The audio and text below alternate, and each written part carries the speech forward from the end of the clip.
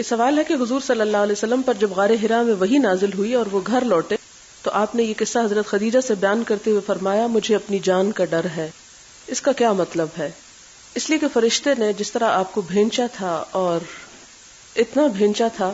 کہ یوں سمجھے کہ جیسے دم نکلنے لگا ہو، تو اس کیفیت کو آپ بہت دیر تک محسوس کرتے رہے،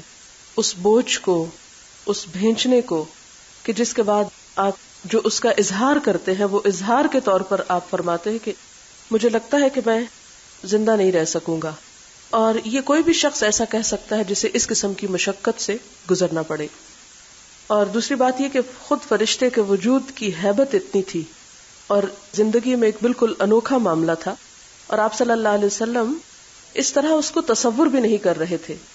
کیونکہ جب آپ کسی چیز کو تصور میں بھی نہ لاتے ہو اور وہ آپ سے پیش آ جائے تو طبعی طور پر نیچرلی ایسی کیفیت ہو سکتی ہے.